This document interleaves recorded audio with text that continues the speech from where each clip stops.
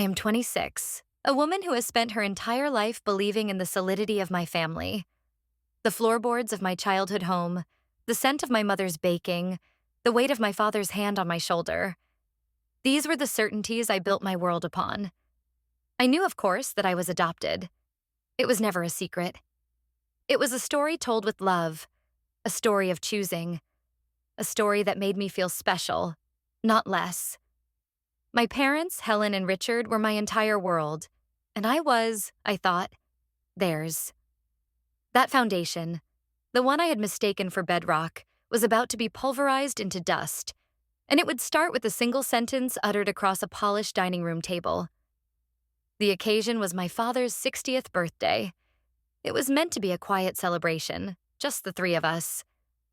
My mother had been a whirlwind of anxiety all day, polishing silver that was already gleaming and rearranging flowers that were perfectly placed. I thought she was just nervous about the milestone, about my father crossing the threshold into a new decade of his life. Her hands trembled as she set down the roast, her smile a thin, brittle thing. My father, on the other hand, was unnervingly calm. He sat at the head of the table like a king on his throne, a small, self-satisfied smile playing on his lips. He watched my mother's flustered movements with an air of detached amusement that set my teeth on edge. We ate in a strange silence, the clinking of our forks against the china plates sounding like gunshots in the tense air. My mother tried to start a conversation a few times, asking about my work, commenting on the weather, her voice high and strained. My father answered in monosyllables, his focus elsewhere. He kept glancing at the clock on the mantelpiece, then at the front door, as if expecting a guest we had not been told about. I felt a knot of dread tightening in my stomach. Something was wrong. This was not the comfortable quiet of family. It was the charged stillness before a storm. Finally, my father placed his fork and knife down with a deliberate clatter. He cleared his throat, and the sound was so loud it made my mother jump.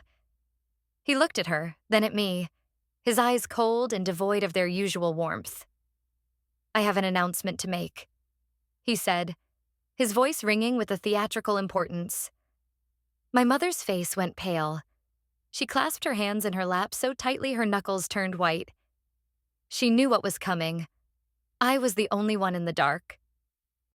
"This birthday is a significant one," he continued, drawing out the suspense. "It's a time for reflection, a time for honesty, a time for correcting past mistakes and embracing the truth." I waited, my heart beginning to hammer against my ribs. I had no idea what he was talking about. I thought perhaps he was going to announce a grand trip, or maybe that he was retiring early. He smiled then, a wide, chilling expression that did not reach his eyes. "So, to mark this occasion of truth, I've invited a special guest to join us. She should be here any moment." My mother let out a small, strangled gasp. I looked at her, and the terror in her eyes was stark. "Richard, please," she whispered, her voice barely audible. "Not like this." He ignored her completely. His gaze was fixed on the doorway, his anticipation palpable. And then he said the words that shattered my world. "I invited my real daughter." My mother's face went white. It was not just pale, it was the color of bone, a stark, terrifying canvas of shock and despair. Her fork slipped from her trembling fingers and clattered onto her plate, the sound echoing the splintering of my own reality. For a moment, the world seemed to tilt on its axis. His real daughter? The words made no sense. I was his daughter. I had been his daughter for 26 years. I had the scraped knees, the report cards, the faded photographs, and the lifetime of memories to prove it. The doorbell rang. The sound sliced through the frozen silence. My father's smile broadened. He looked triumphant. My mother looked as if she were about to faint. She stared at him, her mouth opening and closing silently. A fish gasping for air. He was enjoying this. He was relishing our pain, our confusion. He stood up from his chair, his movements smooth and practiced. "That will be her now," he announced to the room as if we were an audience at his personal play. He walked to the front door, leaving my mother and me trapped in the suffocating atmosphere of the dining room. I could hear his cheerful greeting, the sound of a female voice, lighter and younger than my mother's, responding. My mind was a maelstrom of questions. Who was she? What did he mean? Real. Was this some cruel joke? A test? But one look at my mother's devastated face told me this was no joke. This was happening. I turned to her, my voice a raw whisper. Mom? What is he talking about? She shook her head, tears welling in her eyes and spilling down her cheeks. I'm so sorry, Alara, she choked out. I'm so sorry. That was all she could say before my father re-entered the room, his arm draped possessively around the shoulders of a young woman. She was maybe a few years younger than me, with my father's dark hair and his exact same piercing blue eyes. The resemblance was undeniable and shocking. She looked at me, and her eyes, so like his, held a mixture of curiosity and smug victory. She was assessing me, the placeholder, the one who was about to be usurped. Alara, Helen, my father said, his voice booming with false bonhomie. I'd like you to meet Chloe, my daughter. He stressed the last two words, driving the knife in deeper. Chloe gave a small, polite smile that was just as cold as my father's. It's so wonderful to finally meet you all, she said, her voice dripping with a sweetness that felt utterly manufactured. My world had been stable for 26 years, a predictable landscape of parental love and familial belonging. Now, a fissure had opened up right under my feet and I was falling. My father, the man who had taught me to ride a bike and checked for monsters under my bed, was looking at me as if I were a stranger, a temporary fixture in his life that he was now ready to discard. My mother was crumbling before my eyes, a silent, weeping statue of regret. And this woman, this Chloe, was standing in my home, wearing my father's features like a badge of ownership. My father gestured for Chloe to sit down, pulling out a chair right next to his, a place that had always been implicitly reserved for my mother or me on special occasions. He fussed over her, asking if she wanted a drink, if she was comfortable, ignoring the two of us who were already at the table. It was a deliberate, calculated display of replacement. He was not just introducing a new person, he was demoting me. Chloe looked around the dining room, her gaze lingering on the family photos that lined the walls. Most of them were of me. Me as a baby, me on my first day of school, me at my college graduation. Her eyes swept over them with a dismissive air, as if they were relics of a past that was now irrelevant. You have a lovely home, Dad, she said, testing the word out. It sounded both foreign and possessive on her tongue. Our home, Chloe. My father corrected her gently, beaming with pride. Our home. The implication was clear. It was his and hers. My mother and I were just residents. Tenants whose lease was about to expire. I finally found my voice, though it was shaky and thin. I don't understand, I said, looking directly at my father. What is going on? He sighed, a long put-upon sound as if my confusion was an irritating inconvenience. It's very simple, Alara. I recently discovered that I have a biological daughter, Chloe, from a relationship I had a long time ago before I met your mother. He glanced at my mother as he said this, a warning in his eyes that dared her to contradict him. She flinched and looked down at her lap. We've been in touch for a few months, he continued, turning his attention back to me. Getting to know each other, and now I felt it was time to bring our family together. The whole family. Chloe reached over and placed her hand on his arm. It's been the most wonderful few months of my life, she said, her voice thick with emotion that I was certain was fake. Finding out I have a father who cares about me so much. The words were a direct slap in the face. Every word was chosen to wound me. I felt the anger starting to burn through the shock. This was not a delicate family integration. This was a hostile takeover. I looked from his beaming face to Chloe's triumphant one, and then to my mother's broken expression. Her silence was the most damning thing of all. She was letting this happen. She was watching him dismantle my life, our life, and she was doing nothing. The shock was beginning to recede, replaced by a cold, hard knot of anger in my chest. He had made his move, orchestrated this entire cruel piece of theater for his own satisfaction. He expected me to be stunned, to be hurt, to perhaps cry and retreat. He expected my mother to cower in fear. He had no idea what he had just unleashed. Until I looked straight at him, my voice devoid of the tremor it held moments before, and I smiled. It wasn't a warm smile. It was sharp and cold, a sliver of ice. It was a smile that promised a reckoning. "Well," I said, my voice steady and clear, cutting through the thick emotional fog in the room. "This is certainly a surprise. Welcome, Chloe. It's always interesting to meet the people who crawl out of the woodwork when a man turns 60. The shift in the room was immediate. My father's triumphant expression faltered, a flicker of confusion crossing his face. Chloe's sweet smile tightened at the edges. My mother looked up at me, her tear-filled eyes wide with a mixture of fear and something else, something that looked almost like hope. I had not crumbled. I had not fled. I had pushed back. My father recovered quickly, his face hardening into a mask of displeasure. "Elara, that is no way to speak to your sister." "My sister?" I repeated the word slowly, letting it hang in the air. "I was under the impression I was an only child. You've told me that for 26 years.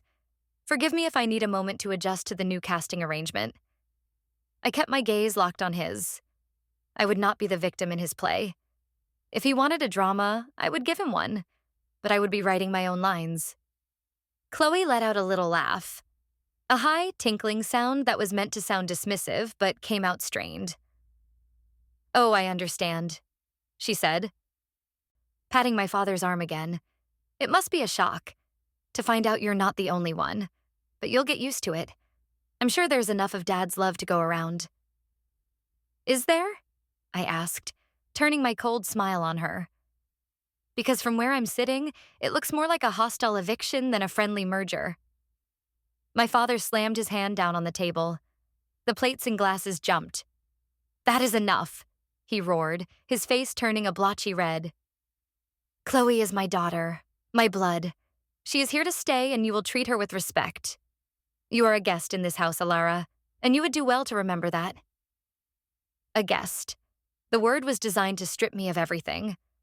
My history, my identity, my place in this family. For 26 years, this had been my home. Now, in the space of 10 minutes, I had been demoted to a guest. The cold anger in my chest began to burn hotter. This was not just an announcement, it was a declaration of war. And if it was a war he wanted, it was a war he would get. I stood up from the table, my movements calm and deliberate.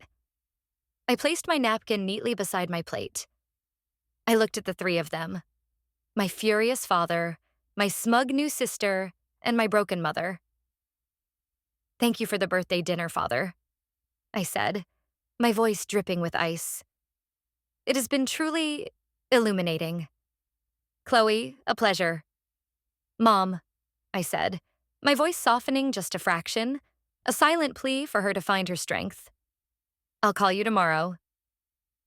I turned and walked out of the dining room without a backward glance. I did not run. I did not cry. I walked with my head held high, each step a silent vow. He thought he could erase me with a word, replace me with a new face. He thought he could break me. He was wrong. The game had just begun, and I had no intention of losing. He had invited his real daughter. Fine. It was time for me to find out what was real and what was a lie. And I had a feeling the lies ran deeper than a long-lost daughter. I closed the front door softly behind me, the click of the latch sounding like the cocking of a gun. The battle for my family, for my identity, for the truth had just started. And I was ready to fight. The drive back to my apartment was a blur. The anger that had sustained me through the confrontation at the dinner table began to give way to a deep, aching hurt. a guest in my own home. My blood. The words echoed in my head, each one a fresh blow. My father had not just revealed a secret. He had deliberately and cruelly invalidated my entire existence. He had used his birthday, a day that should have been about celebration, as a stage for my public humiliation. When I got to my apartment, I sank onto my sofa, the carefully constructed composure I had maintained finally shattering. The tears came then, hot and furious. Tears of betrayal, of rage, of a profound and bottomless grief for the family I thought I had. I had always known I was adopted, but it had never mattered. Love was what made a family, not blood. That's what they had always told me. It turned out that was just another story, a pretty lie they told the little girl who wasn't quite real enough. I cried until I was exhausted, until there were no more tears left, only a hollow emptiness. In that quiet, empty space, a new feeling began to take root. Resolve. Cold, hard, and unyielding. My father had thrown down a gauntlet. He had drawn a line in the sand, placing me on one side and his real family on the other. He expected me to accept my new diminished role. He expected me to be grateful for whatever scraps of affection he chose to throw my way. He had fundamentally misunderstood who I was. I was not a doormat. I was his daughter, and he had raised me to be strong. He was about to find out just how strong. My first call was to my best friend, Maya. She listened patiently as I recounted the entire horrific dinner, my voice cracking with emotion. He said what? She gasped when I told her the real daughter line. Alara, I am so sorry. That's monstrous. It was, Maya, I said, my voice flat. It was like watching a performance. He enjoyed it. He wanted to hurt me. And your mom? She just sat there? She just cried, I said, the memory bringing a fresh wave of pain. She looked terrified of him. This Chloe person, Maya said, her voice laced with suspicion. Where did she supposedly come from? Some pre-marriage affair, I replied, the story sounding flimsy even as I said it. He said he only found out a few months ago. I don't buy it, Maya said immediately. Your dad is a planner, a controller. He doesn't do random. There's something else going on here. Something he's not telling you. Her words resonated with a gut feeling I couldn't shake. The whole situation felt off. It was too neat, too theatrical. My father was a meticulous man, a man who hated surprises and valued order above all else. The sudden appearance of a long-lost daughter felt like a chaotic element he would despise, not embrace. Yet he was embracing it with open arms, at my expense. Why? I think you're right, I said slowly. There's more to this story, and I'm going to find out what it is. The next day, I tried calling my mother. It went straight to voicemail. I tried again a few hours later. Voicemail again. I sent her a text. Mom, we need to talk. I'm worried about you. The message was delivered, but there was no reply. My father was isolating her. He was controlling the narrative, ensuring I couldn't get to her. This only strengthened my resolve. I decided to start with what I knew. My parents' house. My home. I still had a key. I waited until I knew my father would be at his office and Chloe would likely be out exploring the city with his credit card. I wasn't sure what my mother's schedule was, but I had to take the chance. I needed to talk to her alone, away from his suffocating influence. Letting myself into the house felt strange, clandestine. The air was thick with the ghost of last night's tension. I found my mother in the living room, staring out the window, her hands twisting a handkerchief in her lap. She looked older, smaller than she had 2 days ago. When she saw me, her eyes filled with a mixture of relief and fear. Alara, she whispered, rushing to me and pulling me into a hug. You shouldn't be here. If your father finds out, I don't care about him right now, I said, pulling back to look at her. I care about you. Mom, what is going on? You have to tell me the truth. She wrung her hands, her gaze darting around the room as if my father might materialize from the shadows. "It's what he told you," she said, her voice weak and unconvincing. "He had a relationship. Before me. He just found out about Chloe." "I don't believe that," I said firmly. "And I don't think you do either. He's lying. Why are you letting him do this to us?" "To me?" Tears streamed down her face again. "You don't understand," she sobbed. He he has to do this. We have no choice." "No choice?" I pressed, my frustration mounting. "What does that mean? Is she blackmailing him? Did she threaten to go public?" My mother shook her head, unable to speak through her tears. She just kept repeating, I can't tell you. He'll be so angry." Her fear was a wall I couldn't seem to break through. I realized then that I wouldn't get the truth from her, not while she was still under his roof, under his thumb. I needed to find another way. I softened my tone. "Okay, Mom. It's okay. I'm not going to push you." I hugged her again. "But I'm not letting this go. I love you. And I'm not going to let him destroy our family." As I held her, my eyes fell upon a small, leather-bound box on the mantelpiece. It was my father's box of memories, as he called it. Old letters, important documents, things he deemed significant. He was a sentimentalist about his own history. On a whim, I made a decision. "Mom, I need to use the washroom," I lied. I went upstairs, not to the bathroom, but to my father's study.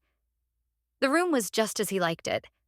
Obsessively neat, everything in its place. I knew what I was looking for. My father, for all his controlling nature, had a weakness. He was arrogant. He believed he was smarter than everyone else, and that made him careless. He often left important papers on his desk, confident no one would dare to look. My heart pounded as I scanned the polished mahogany surface. There was a stack of mail, a business ledger, and underneath it, a folder. It was a simple manila folder with a single word written on it in my father's sharp, angular handwriting. Chloe. My hands trembled as I opened it. Inside were not the sentimental letters of a father reconnecting with his long-lost daughter. It was a series of legal documents, a non-disclosure agreement, a formal contract, and a series of bank statements showing regular, substantial payments from a private account to an account in Chloe's name. The payments had started 6 months ago, not the few months my father had claimed. This wasn't a family reunion. This was a transaction. I quickly took photos of every single document with my phone. As I was about to close the folder, a smaller piece of paper slipped out from between the pages. It was an old, faded photograph. It showed a much younger version of my father, standing with his arm around another man. They were both smiling, standing in front of a sign for a business. Thorne and Sterling Innovations. Sterling was my father's surname. Who was Thorne? I put the photo in my pocket and placed the folder exactly as I had found it. I went back downstairs, gave my mother one last hug, and left. The hurt I felt was now mingled with a burning curiosity. My father wasn't just being cruel, he was hiding something. Something big. And this man, Thorne, was somehow connected to it. I now had a name. It was a thread, and I was going to pull on it until the entire lie unraveled. My conversation with my mother had been a dead end, but the discovery in my father's study had opened a new door. Thorne and Sterling Innovations. I had a name and a business. That was a start. Back at my apartment, I sat down at my computer and began to dig. The business name was old, so a simple search didn't bring up much at first. It seemed to have existed in the pre-internet era, a ghost in the digital world. I had to go deeper, searching through archived business registries and old newspaper articles. After hours of searching, I found it. A small article in a local business journal from 30 years ago, announcing the partnership between Richard Sterling and Marcus Thorne. They were described as two ambitious young engineers with a revolutionary patent for a new type of data compression algorithm. The article was full of optimistic predictions about their future success. The next article I found was dated 2 years later. It was an obituary. Marcus Thorne, dead at the age of 32. The cause of death was listed as a sudden heart attack. The article mentioned he was survived by his wife, Amelia, and their infant daughter. My blood ran cold. An infant daughter. I kept digging, a knot of dread tightening in my stomach. I found another small piece, a business announcement from a few months after the obituary. Thorne and Sterling Innovations had been dissolved. A new company had been formed in its place, Sterling Corp., with Richard Sterling as the sole proprietor. The article mentioned that Sterling had acquired the full rights to all patents and assets from his late partner's estate. The story was starting to take on a dark and ugly shape. A young, brilliant partner dies unexpectedly. My father, the surviving partner, dissolves their shared company and starts a new one with all their assets. It was all perfectly legal, I was sure. My father was nothing if not meticulous about the law. But it felt deeply, fundamentally wrong. I needed to talk to someone who knew the story from the beginning. Someone who wasn't afraid of my father. There was only one person who fit that description. My mother's sister, my Aunt Carol. Carol was the opposite of my mother. She was blunt, opinionated, and had never been particularly fond of my father. She tolerated him for my mother's sake, but there was always a tension between them. I called her. "Aunt Carol," I said, my voice urgent. "I need to see you. It's about Dad." There was a pause on the other end of the line. "I've been waiting for this call," she said, her voice grim. "I saw your mother yesterday. She looks like a ghost. What has that man done now?" We met at a coffee shop an hour later. I told her everything. The dinner, the announcement of the real daughter, Chloe's uncanny resemblance to my father, my mother's terror, and the folder I had found in his study. When I showed her the old photograph of my father and Marcus Thorne, her face went pale. "I knew it," she whispered, her eyes fixed on the photo. "I always knew that man's success was built on something rotten." "What do you mean?" I pressed. "Who was Marcus Thorne?" Aunt Carol took a deep breath. "Marcus was your father's partner, his best friend from what your mother said back then. They were like brothers. Marcus was the real genius, the one with all the ideas. Your father was the businessman, the one who knew how to sell them." She looked at me, her eyes full of a long-held sadness. "When Marcus died, your mother was devastated for his widow, Amelia. Amelia was left with nothing but a new baby and a mountain of grief. Your father, he was very efficient. He told everyone he was taking care of things to honor Marcus's memory. He bought out the estate," I said, the pieces clicking into place. "I read about it." "He did more than that," Carol said, her voice low and angry.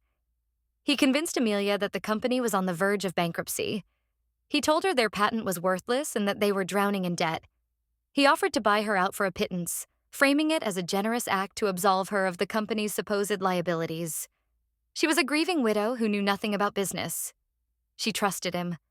She signed everything over to him for pennies on the dollar." I felt sick. "And the company wasn't failing?" "Failing?" Carol let out a harsh laugh.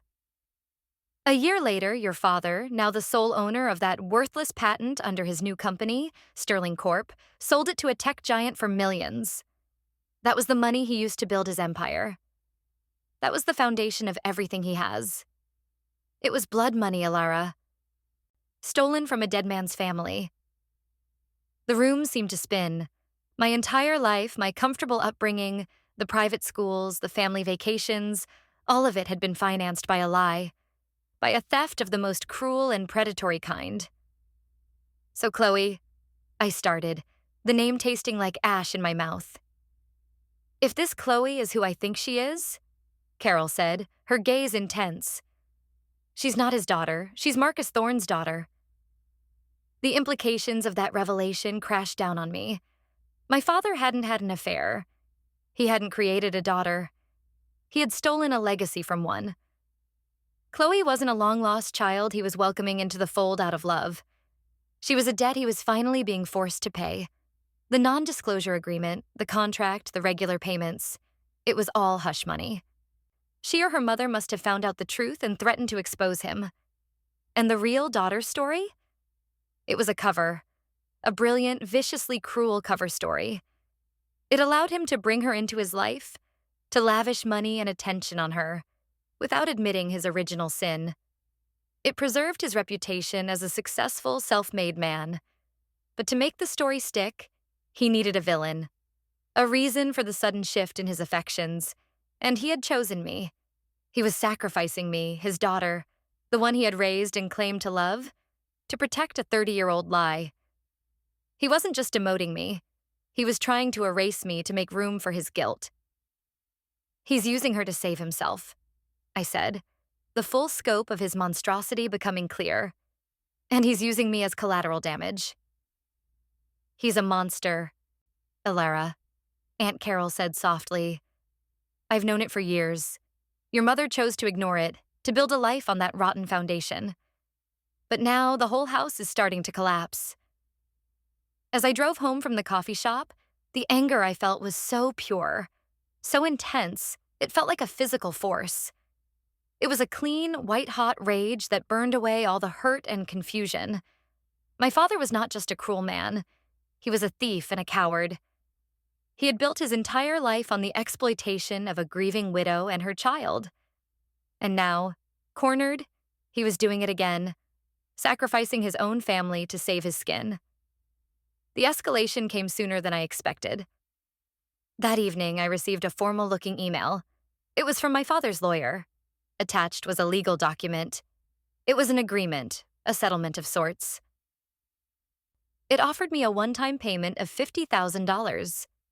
In exchange, I would have to sign away any future claim to his estate. But there was another clause, a more insidious one. I would also have to sign a statement acknowledging Chloe as my father's biological child and rightful heir, and I would have to agree to publicly support the family's new reality. It was a gag order, a bribe to buy my silence and my compliance. He wanted me to be a paid actor in his disgusting play. He was trying to put a price tag on my dignity, on my very identity. $50,000 to agree that I was no longer his daughter. I stared at the email, my hands shaking with fury. This was his next move. First, the public humiliation. Now, the financial threat. He was trying to box me in, to make it impossible for me to fight back. He thought he could buy me off, just like he had bought off Amelia Thorne all those years ago. I picked up my phone and called him. He answered on the second ring, his voice cool and businesslike. Did you receive the email from my lawyer? He asked without any preamble. I did, I said, my voice dangerously calm. It's quite an offer. I think it's more than fair, he said. It's a generous gesture to ensure your future is secure, given the new circumstances. A generous gesture? I laughed, a sharp, bitter sound. You're trying to pay me to disappear. You're trying to buy my silence while you replace me with the daughter of the man you robbed. There was a dead silence on the other end of the line. I had hit a nerve. He had not expected me to know. I don't know what you're talking about, he finally said, his voice tight with controlled rage. Don't you? I shot back. Marcus Thorne, does that name ring a bell? Thorne and Sterling Innovations? A brilliant patent, a dead partner, and a grieving widow you swindled out of millions. You didn't have an affair, Dad. You committed a crime. A moral one, if not a legal one. And Chloe is your guilty conscience, not your daughter. He was breathing heavily now. I could hear it over the phone. You have been listening to that bitter woman, Carol? He spat. She has always hated me. She is poisoning you with lies. Are they lies? I challenged. Tell me I'm wrong. Tell me you didn't build your entire fortune on the back of a dead man's legacy. Tell me those payments to Chloe are out of fatherly love and not a desperate attempt to stop her from suing you into oblivion and exposing you as a fraud. He didn't answer. He couldn't, because we both knew it was the truth. You will sign that paper, Elara, he said, his voice low and threatening. Or you will get nothing. I will write you out of my will, out of my life. I will make sure you are left with absolutely nothing. You will be an orphan all over again. The threat was meant to break me, to remind me of my dependent status, of the fact that he held all the power, all the money. But it had the opposite effect. It severed the last lingering thread of affection I had for him. He was not my father. Not anymore. A father doesn't threaten to orphan his child. I'm not signing anything, I said, my voice ringing with a finality that surprised even me. And you're right about one thing. I will get nothing from you, because I don't want anything from you. I don't want your stolen money. I don't want your tainted name. I want the truth. And I promise you, one way or another, everyone is going to hear it. I hung up the phone before he could respond. The line had been drawn. The threats had been made. He had pushed me out, and now I was going to push back with everything I had. The sleepy, hollow feeling of grief was gone, replaced by a singular, burning purpose. He had tried to erase me. Now I was going to expose him. I needed more than just a 30-year-old story from a bitter aunt. I needed concrete proof. I needed something that would leave him with no room to lie, no place to hide. And I had a feeling I knew where to find it. My father's arrogance was his greatest weakness. He believed he was untouchable, that his money and his carefully constructed reputation made him invincible. He documented everything, not just because he was meticulous, but because he was proud of his conquests. He saw his swindling of Amelia Thorne not as a shameful secret, but as a masterful business move. I was certain he would have kept records, a paper trail that would prove my aunt's story. The question was where. I thought about the house, about the places he kept his important things. His study was the obvious place, but after my last visit, he would be on high alert. The folder on Chloe was likely now in a safe, but my father had another sanctuary, a place where he stored the relics of his past. The garage. It was more of a workshop and storage space, filled with old filing cabinets, boxes of documents from his early career, and memorabilia he deemed too unimportant for the main house but too sentimental to throw away. It was a dusty archive of his life, and I was willing to bet the truth about Marcus Thorne was buried in there somewhere. Getting in would be tricky. After our phone call, he would have warned my mother not to let me in. The locks would not be changed. That would be too obvious an admission of fear. But my key would no longer be a guarantee of entry. I needed a distraction, a way to get both him and my mother out of the house for a few hours. I needed an ally. I called Aunt Carol. I need a favor, I said, and explained my plan. She agreed without hesitation. Her loyalty was to her sister, and she saw, as I did, that freeing my mother from my father's influence was the only way to save her. The plan was simple. Aunt Carol would call my mother, feigning a minor health crisis, a sudden dizzy spell, a fall, and ask her to come over immediately. My mother, in her anxious, caretaking way, would panic. She would insist my father drive her. It was the perfect lure. My father, ever conscious of appearances, would have to play the part of the concerned husband and brother-in-law. It would get them both out of the house for at least 2 hours. The next afternoon, the plan went into motion. Aunt Carol made the call. I waited in my car, parked down the street from my parents' house. Less than 20 minutes later, I saw my father's car pull out of the driveway, my mother in the passenger seat, her face etched with worry. As soon as they were gone, I drove up, parked in the driveway as if I belonged there, and used my key to let myself in through the side door that led directly into the garage. The garage was just as I remembered it. Cold, dusty, and smelling of oil and old paper. Along one wall stood a row of tall, gray metal filing cabinets. They were locked, but I had come prepared. My friend Maya's boyfriend was a locksmith, and he had given me a crash course in picking simple file cabinet locks. It was a long shot, but it was the only one I had. I started with the first cabinet. The lock was stubborn. My hands were clumsy, my heart pounding with a mixture of adrenaline and fear. Every sound from the street made me jump. After 10 frustrating minutes, I heard a click. The drawer slid open.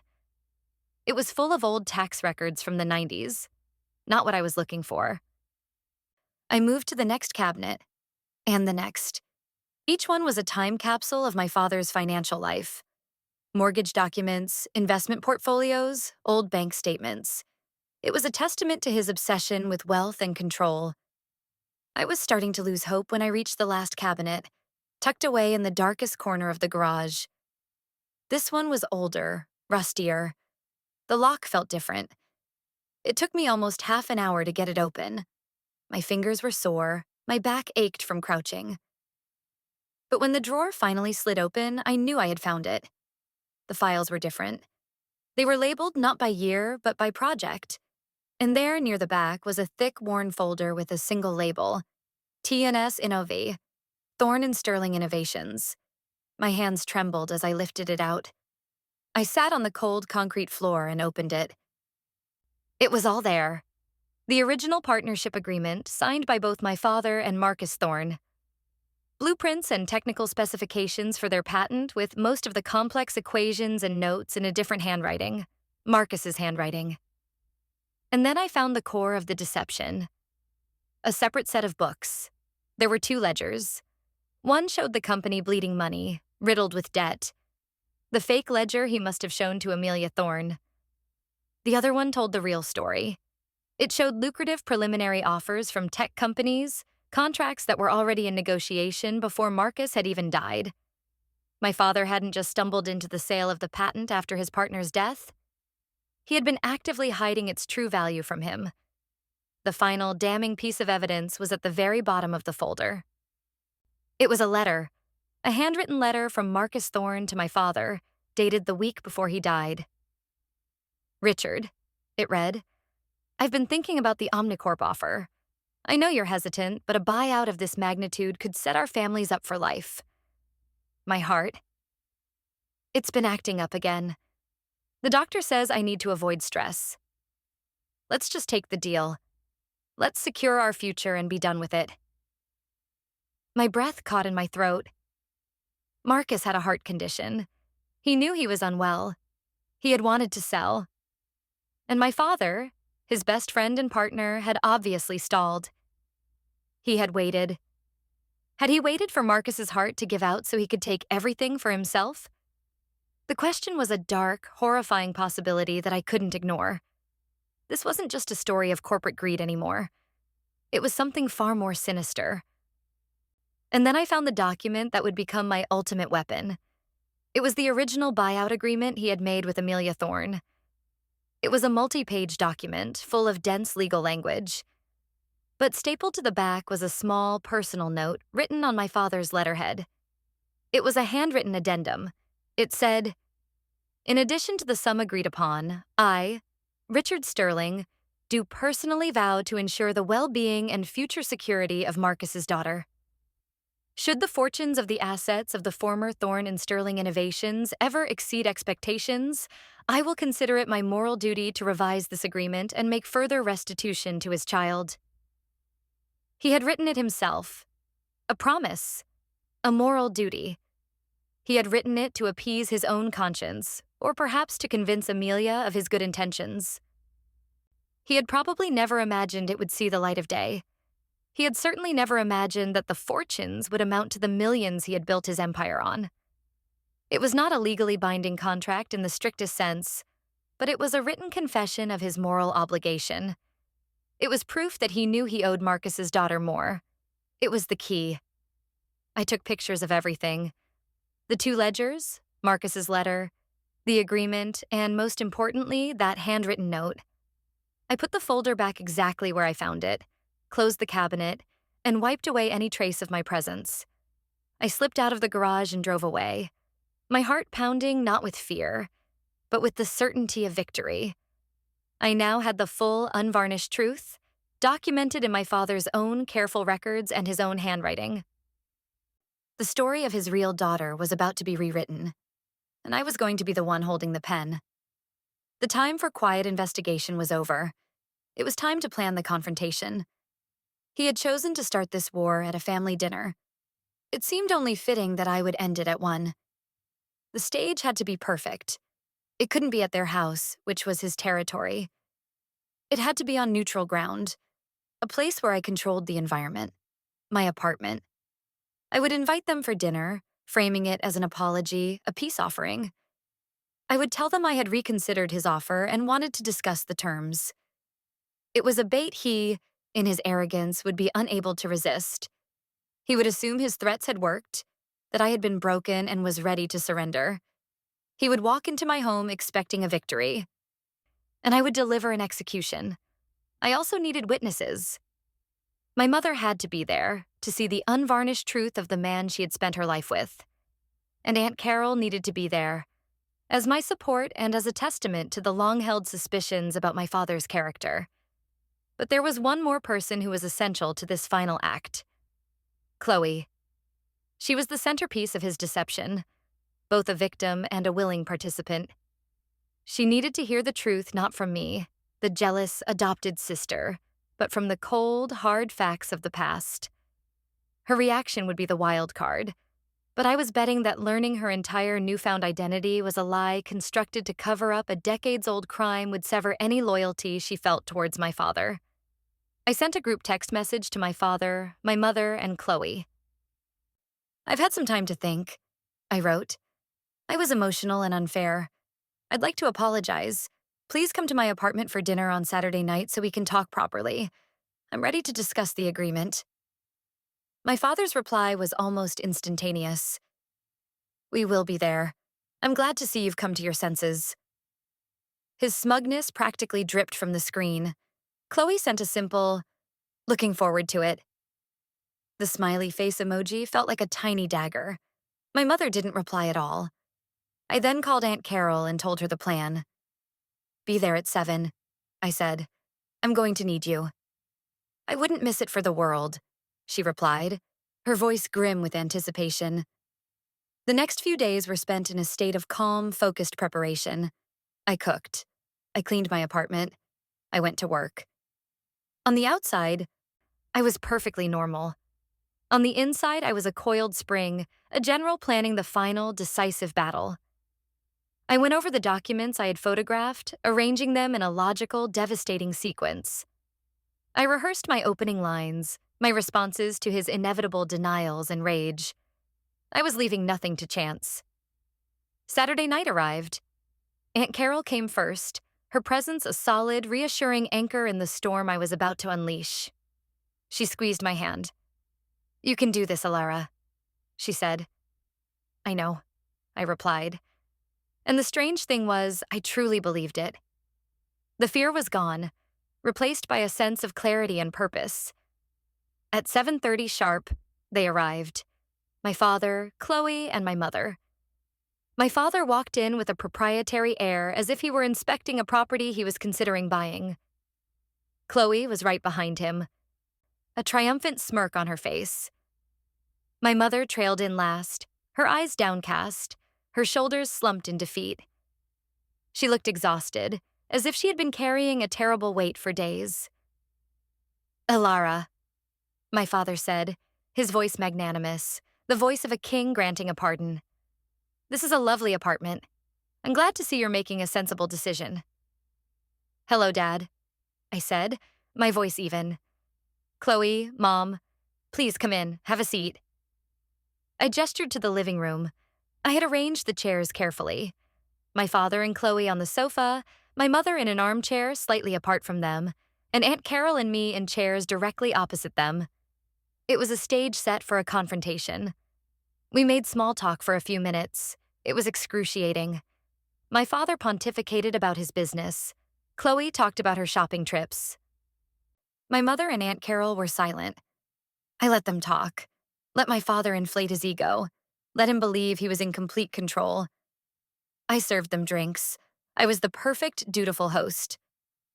Finally, after letting the tension build, I sat down and folded my hands in my lap. "Thank you all for coming," I began. As I said in my message, I've had time to think about the offer. But before we discuss it, I feel it's important that we're all on the same page, that we all understand the full story here. My father waved a dismissive hand. "We all know the story. I found my daughter. Our family is changing. It's that simple. Is it? I asked, my voice soft. I leaned forward. I think the story is a bit more complicated than that. You see, I've been doing some reading about your past, your business history. It's very impressive, especially how you started Sterling Corp.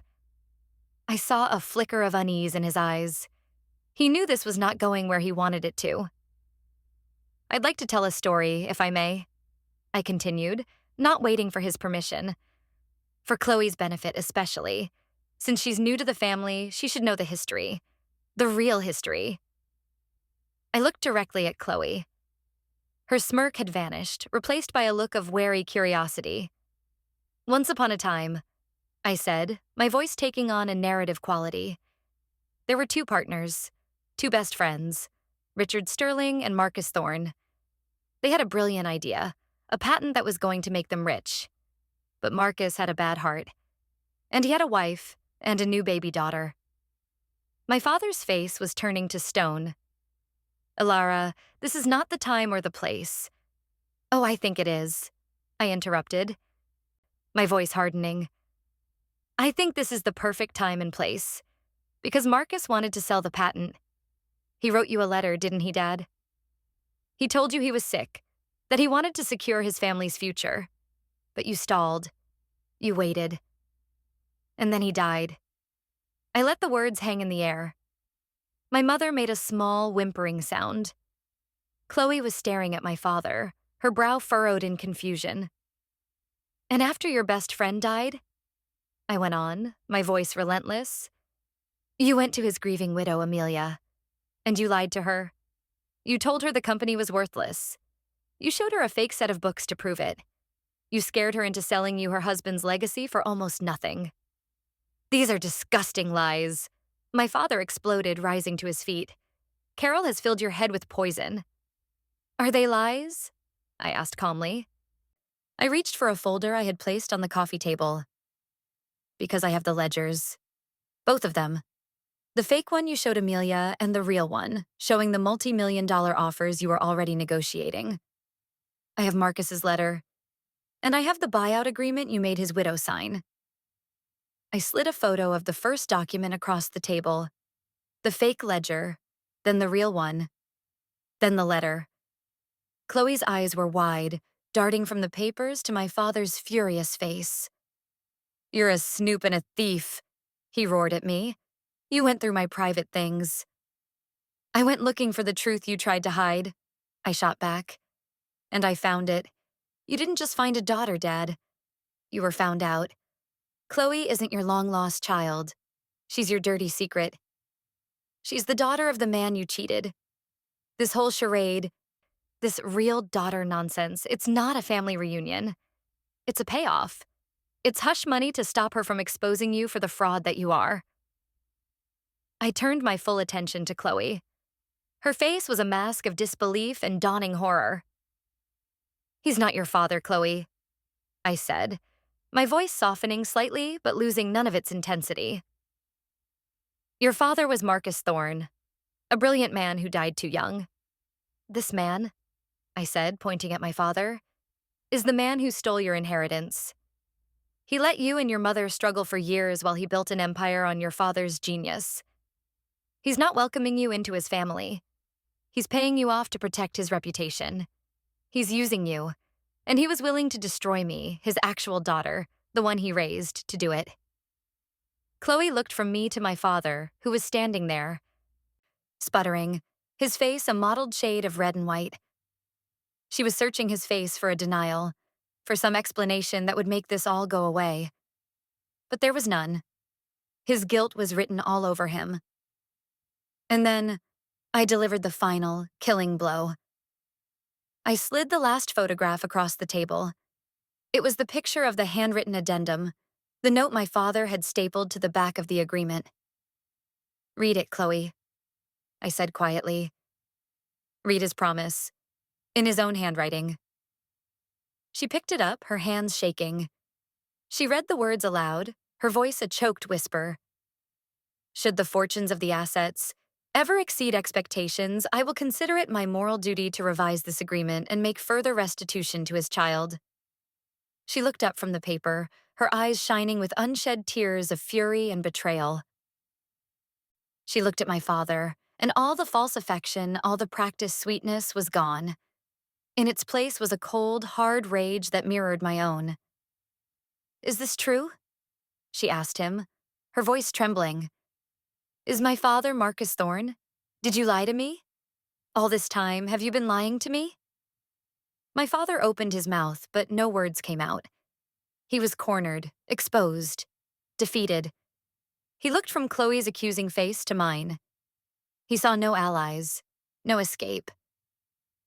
It was my mother who broke the silence. She had been sitting there, silent and weeping, throughout the entire confrontation. Now, she stood up, her small frame filled with a strength I had not seen in years. She looked at my father, and her voice, though quiet, was filled with a chilling finality. "He told me," she said, her words directed at Chloe and me, but her eyes burning into her husband. "He told me we had to do this, that you had found out and were threatening to ruin us. He said this was the only way. The story, the money. He said it was to protect the family. I didn't know. I never knew the whole truth of what he did to your father, Chloe. And I never, ever believed he would be so cruel as to do this to Alara. To our daughter." She turned her back on him. "I'm done, Richard. I am done protecting you. I am done being afraid of you. I am done living in this house of lies you built." The collapse was total and immediate. My father, who had walked in like a king, now looked small and pathetic. His rage had evaporated, replaced by a desperate panic. He had lost control of the narrative, of his wife, of the woman he was trying to buy, and of the daughter he had tried to discard. He had lost everything in the space of a few minutes. Chloe stood up, the documents clutched in her hand.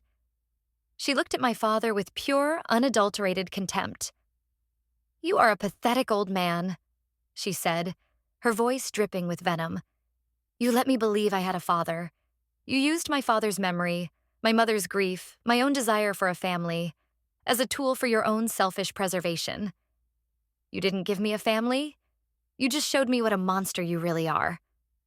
She looked at me then, a complex expression on her face, a mixture of anger, respect, and a shared sense of betrayal. "He was right about one thing," she said to me. "You are his daughter. You're just as ruthless as he is." It wasn't entirely a compliment, but in that moment, it felt like one. She turned and walked to the door. "You'll be hearing from my lawyer," she said over her shoulder to my father, "and he won't be asking for a monthly allowance. He'll be asking for 30 years of what you owe my father's estate, with interest."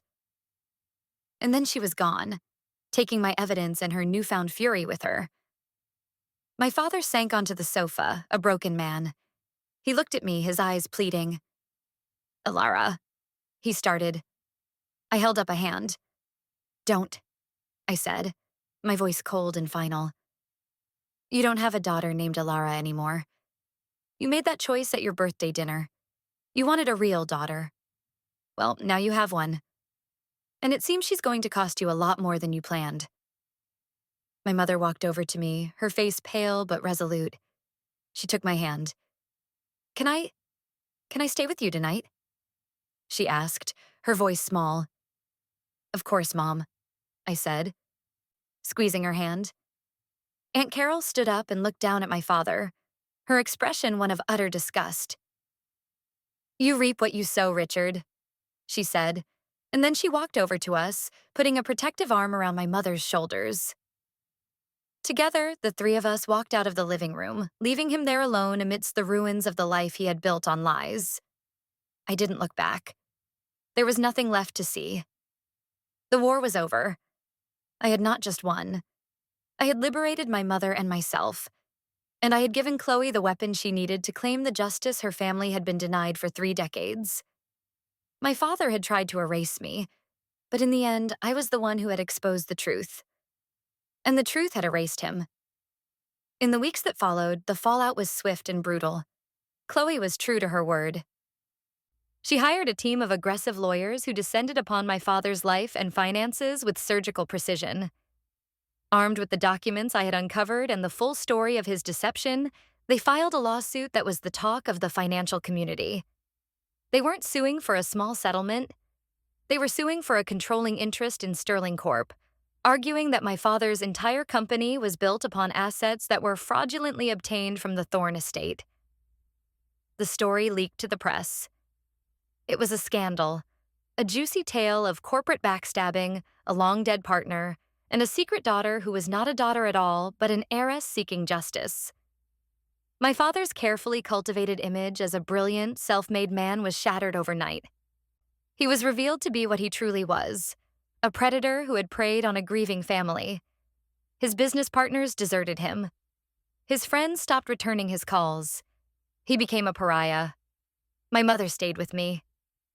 The first few days were difficult. She was fragile, grappling with the reality that her 30-year marriage had been a lie.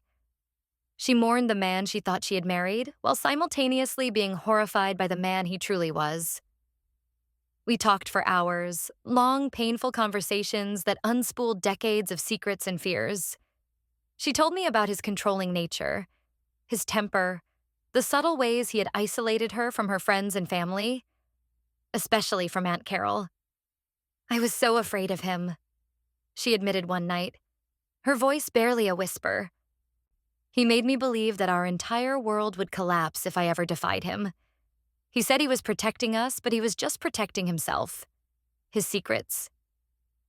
"You don't have to be afraid anymore, Mom," I told her, and for the first time, I knew it was true. She filed for divorce. Her lawyer, buoyed by the public evidence from Chloe's lawsuit, argued that my mother was also a victim of my father's fraud, as the marital assets were built on a criminal deception. The judge agreed. The divorce settlement was substantial, granting her a significant portion of his legitimate assets, untangling her completely from the mess he had made. One day, I got an unexpected call. It was from Chloe. Her voice was different, stripped of the artificial sweetness and the smugness. It was tired, but firm.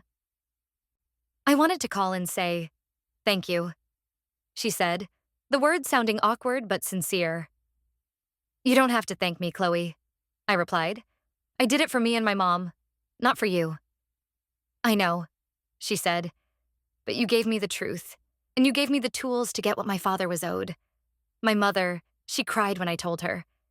She said she felt like a ghost had finally been laid to rest." There was a pause. "The lawyers think we'll win. Not just a settlement. The company. We might actually get the company." "Good," I said simply. It was never his to begin with. "What will you do?" she asked, a note of genuine curiosity in her voice. "I'm going to take care of my mom," I said. "We're going to start over. Build something real this time. Something that isn't based on lies."